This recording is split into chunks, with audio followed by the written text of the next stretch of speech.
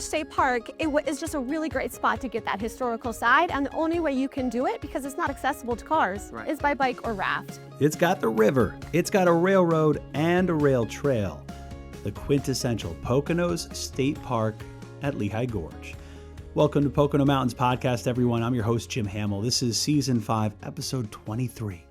We've reached the finish line. It's our 8th and final installment of our special series exploring state parks in the Poconos, and we're heading into the heart of adventure at Lehigh Gorge State Park. Known for its Instagrammable views, steep-walled gorge, and the rushing Lehigh River, this park is a haven for outdoor enthusiasts and history buffs alike. We'll learn about the rich industrial history and cultural legacy woven into the landscape, from the canal days to railroads and beyond. More on that in just a bit. The Poconos is a year-round destination for millions, with 2,400 square miles of mountains, forests, lakes, and rivers, with historic downtowns and iconic family resorts. It's the perfect getaway. You can always find out more at PoconoMountains.com or watch PTN, the Pocono Television Network, streaming live 24/7.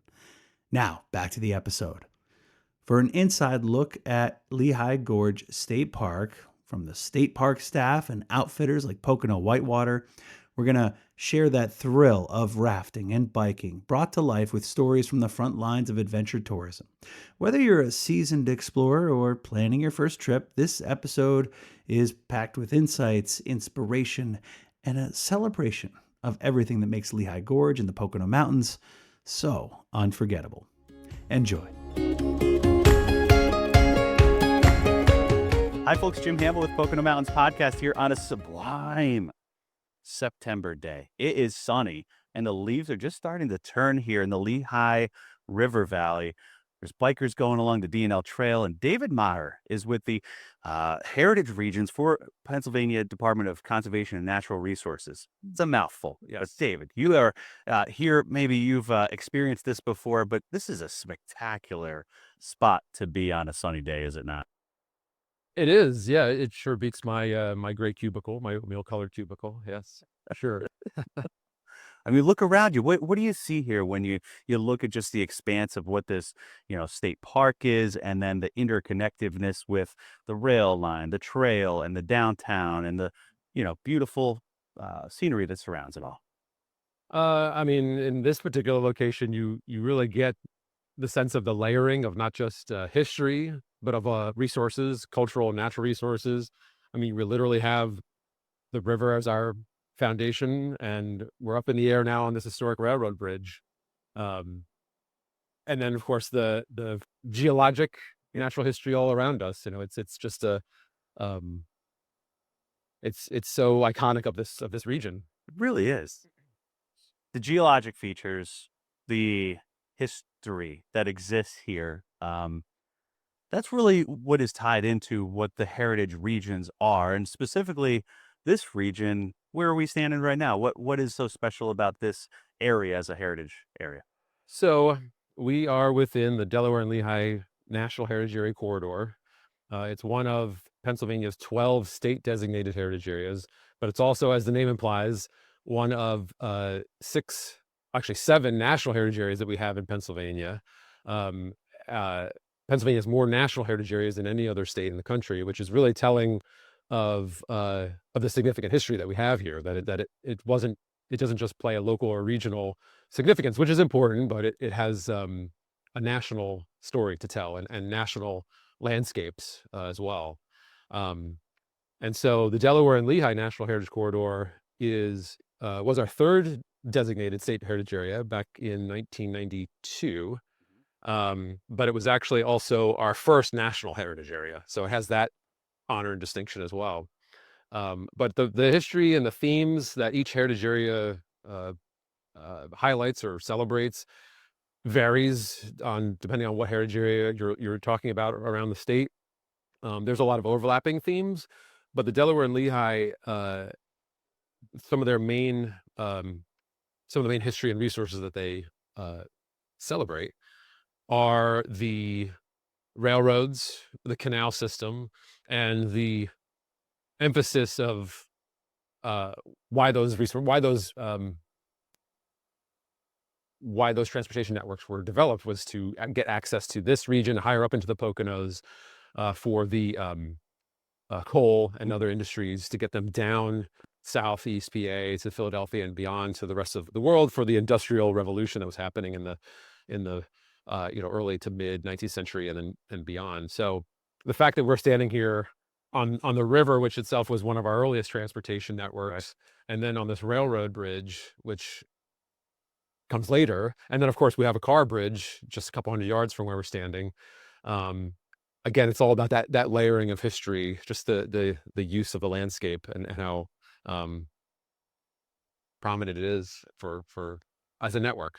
And this river and that rail all connected these small towns like Mock Chunk, formerly, and now Jim Thorpe, but then Weisport and Lehigh and various other spots on the map that all have little bits of that story to tell. And so when you come to this area as a visitor, or as somebody who, lives here and wants to get out in their own backyard, you can go along into these communities and learn about that history and understand that significance, right? And that's important to apply to like understanding how we got here.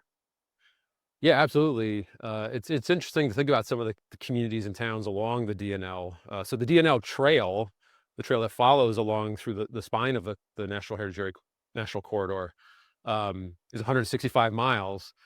And obviously the towns that were part of the original draw of the river as a transportation network, or of the canal system, or of the railroads, uh, they obviously still have a story to play. But all of those little towns along the way popped up, to generalize, they popped up to service either the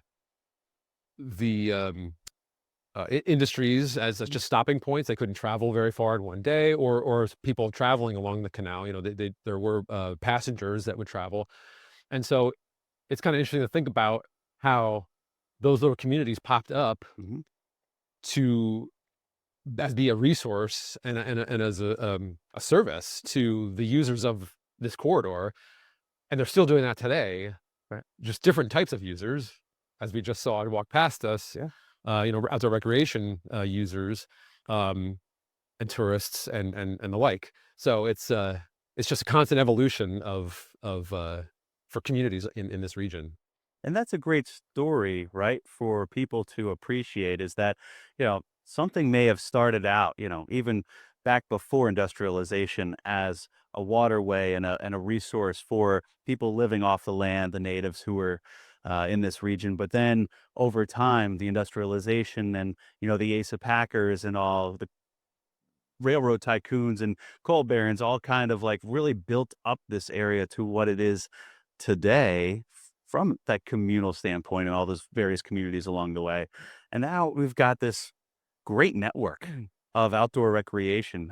You've got the state park in which we're in as well, that stretches all up and down that river as well. So it's this cool, as you mentioned, evolution and story that people can really attach themselves to and be proud of. Right? It's a proud heritage that we have here along the Lehigh.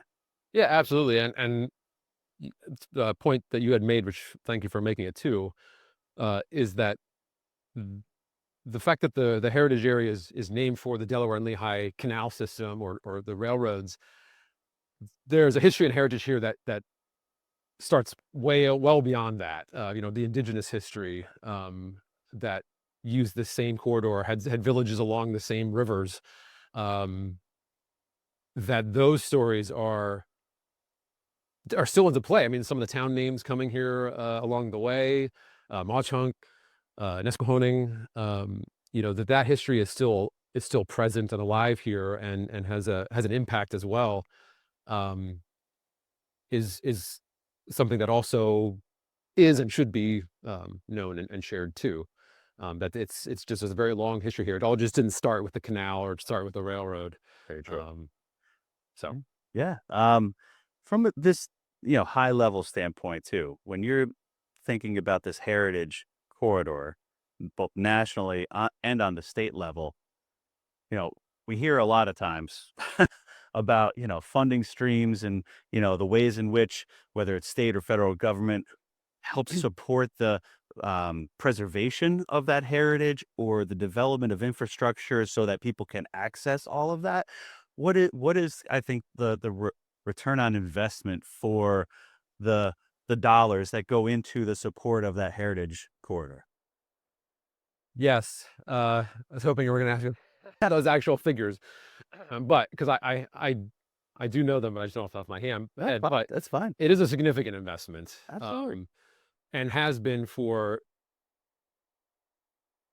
I mean, over the Heritage Area program in Pennsylvania is celebrating 36 years this year, and so it's been millions and millions and millions of dollars statewide of investment in uh, the resources of these landscapes. Again, so it primarily a, a lean towards history and heritage or historic preservation. Um, but because landscapes are so lived in, they're so multi-layered, you can't you can't just untwine resources. So those investment dollars go into history, heritage, small museums, historic preservation, but also outdoor recreation, natural resource protection and conservation, riparian buffers, boat access, boat launches, things like that. State parks are all part of that. State forest land. So it's a significant and what's really a strength of the Heritage Area program too. The Heritage Area program is run as a partnerships program. That's key, and that's been a long time goal of the program since its inception. Is that it is 100% grassroots. So heritage areas bubble up from the region itself, realizing that, hey, we have something special here, or we have something worth shouting about, celebrating, protecting, conserving, um, or adaptive reusing or recreating in. And they will self-identify those regions and work with the state to figure out planning and how funding streams will work. Um, so part of that means that there is a significant buy-in from the locals, from the partners on the ground. There's match required for the grant dollars, but um, having that partnership with the state program is really important because that provides sustainability and longevity for these investments. Because the people on the ground, they want to see these things, they care about these things. They're identifying these projects to begin with. Yeah. So that's something I think in terms of talking about the program and its value is something Right. to really shout about, that it has a major on the ground grassroots impact. Yeah, I mean, not only just an impact to preserve that heritage and that story, Right. not only to provide for this infrastructure then and making it sustainable, but then also it's an economic development tool as Oh, well. It provides for the outdoor recreation, and that's a huge economy as well. It provides for tourism dollars, which support all a large amount of the employment, at least here in the Poconos, yeah. let alone the state of Pennsylvania. Yeah, and the Poconos is one of our, if you will, tourist heritage regions. I mean, it's been a tourist region for a very long time, and so it's unique in that way too. Um, uh, you had made a point that I wanted to. Yeah. About heritage recreation or Right. heritage-based recreation, and again, getting at how these resources are they're not just layered on the land; they are intertwined. That generally the public, Pennsylvanians, don't they don't compartmentalize natural resources, cultural resources, recreational resources. And I think as an agency and as Pennsylvania government of law, I think we're finally getting to that point of seeing that holistically. Um, in the Bureau of Recreation and Conservation, where I am situated, we develop the statewide comprehensive outdoor recreation plan every 5 years. Yep. And that is a statewide plan for all Pennsylvania, for all the agency. But for the last several plans in a row, there's been oh, that's great. This is fantastic. Yeah. What's up, kiddo? Having fun. How adorable. Yeah. Oh my gosh. I, um, we've done a tremendous amount of public survey and public involvement in the creation of those plans. And for several plans in a row, we would ask the public, what are your favorite outdoor recreation activities? What do you like to do when you're out recreating? And for every one of those surveys, so now like 3 or 4 plans in a row now, visiting or experiencing history or heritage sites consistently ranks in the top 10, if not top 5 a couple times. Okay. So it's significant. So people, when they go out, they're making their outdoor recreation or their tourism choices by what sort of stories and places and history and heritage they can interact with and experience, whether it's their own or someplace new that they're visiting that's not anything like the place they come from. This past plan, which we just updated, we asked an additional question of what sort of outdoor recreation events have you attended in the last year? And so obviously there's a lot of fun runs and long distance rail trail rides, sojourns on rivers, many of our rivers in Pennsylvania. And the number 1 and number 2, and I forget the exact order here, the number 1 and number 2 responses were essentially arts, culture, history, themed events or events that take place in those environs. Right. So at historic places or places that have rich culture and heritage. Number 3 was, I didn't do anything last year. And then it's everything else. So it tells you the significance right there again. Yeah. Of how much of a driver history, heritage, culture, the arts, heritage conservation is for outdoor recreation and for many of these communities. Then that translates into community revitalization. And so as a public historian and as a public preservationist and all the many other titles I've given myself or had over the years, that's something I shout from the rooftop, because I think when we think of conservation in the US, we think too narrowly of natural resources, but the public doesn't see it that way. The public is mixing these things together because of the history and longevity of the use and the impact of natural resources and the landscapes. They just are too intertwined to tease them out. And that is really like all baked into what we have here, right where we stand, right where we sit in this Lehigh Gorge, in the town of Jim Thorpe and the broader region. They have an open space and rec initiative going on here in the area as well. And all of that ties in together with just like what the DNA is here. Right. And that's what people want to be a part of too, and experience. So, Right. Yeah. Well, even if they're not long-term residents of this region, people, when they move to a new area like the Poconos, they want to immediately bathe themselves into the history and heritage of that place. They want to get to know what is this place all about. Maybe they knew a little bit, but they really want to become part of that history. They want to leave their mark. Mm-hmm. And so the fact that you can have a lot of transplants in a place like the Poconos, I think it's a good thing, because those people, not that locals aren't, but that you have constantly renewed, energized interest in history and heritage and sense of place opportunities.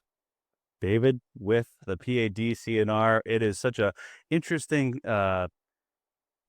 onion to fold back all those layers and peel Welcome them to my back. brain. Yes, but thank you for joining us here on the podcast. Sure. Thank Enjoy you. your time here at the state park and in the Jim Thorpe area. Yeah, look forward to it. Thanks. All right, man.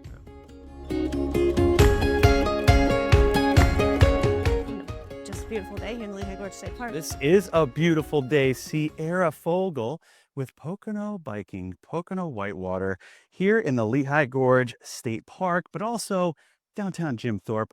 It's a pleasure to have you here because we're talking about the significance of the state parks here, and especially this one, which runs all up and down the Lehigh River. Tell me about your passion for what this outdoor recreation destination is. Oh, yeah.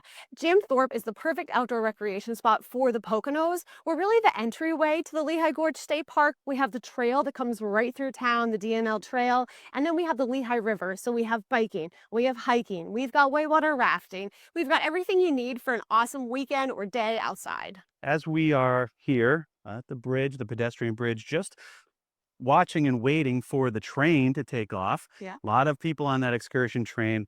The leaves are starting to change. And so every season has its like magic. And of course, the fall season is hitting us, but then winter and then spring and then summer. And it just kind of keeps coming back to you every time, doesn't it? Yes, it's perfect. It's really a full, all the season place to come, nice place to visit, no matter if it's winter or summer or fall. Fall's really busy in town for biking. You can actually take the train to the top of the bike trail and bike back down. So that's a way to kind of cross activities. And then we also have whitewater spring through summer and even into the fall. If you'd rather see those leaves from the river, you can do that. And of course, we're in the Poconos, we're in Carbon County, there's ski areas, come here any season and Jim Thorpe has you covered. And so for folks who want to maybe head out on the river, you have the whitewater releases every so often.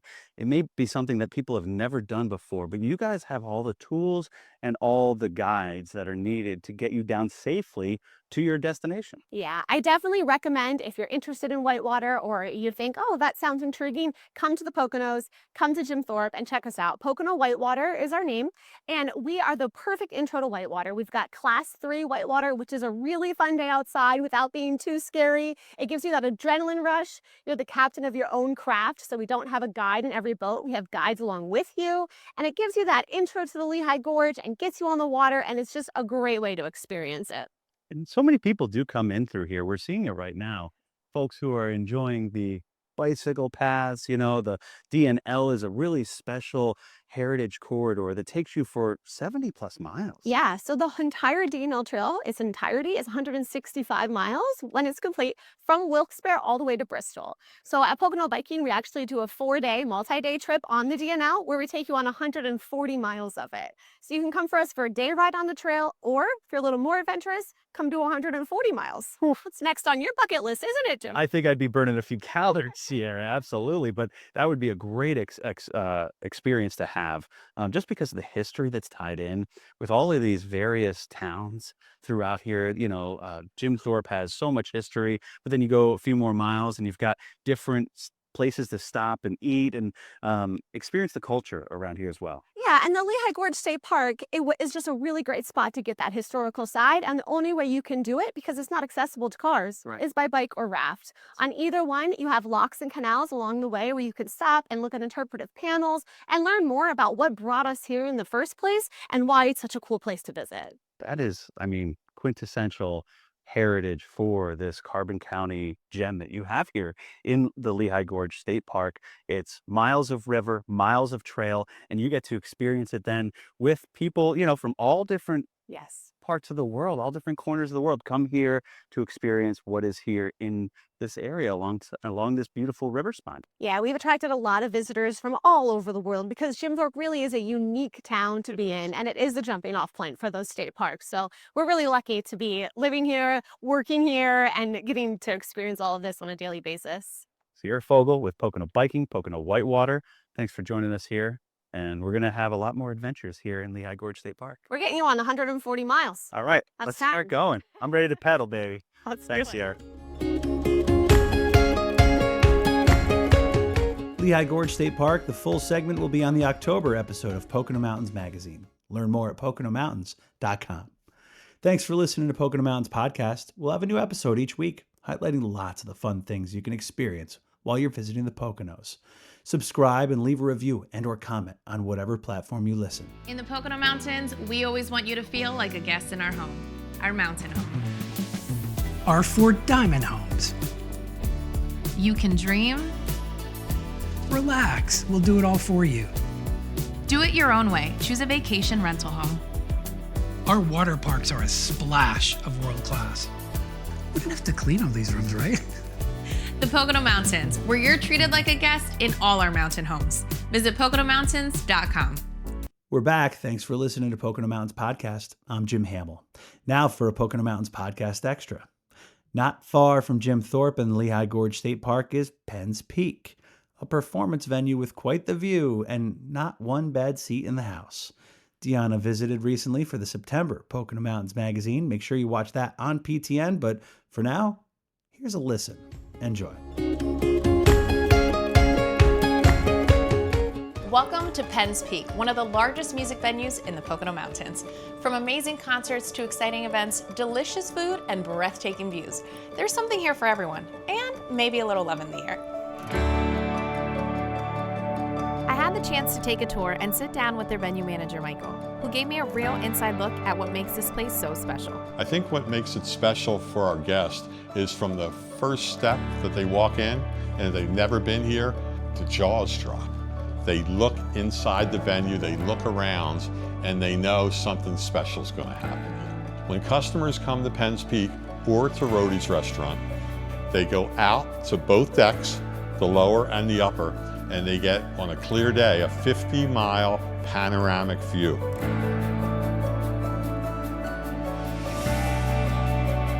I feel our strength is our diversity in our programming.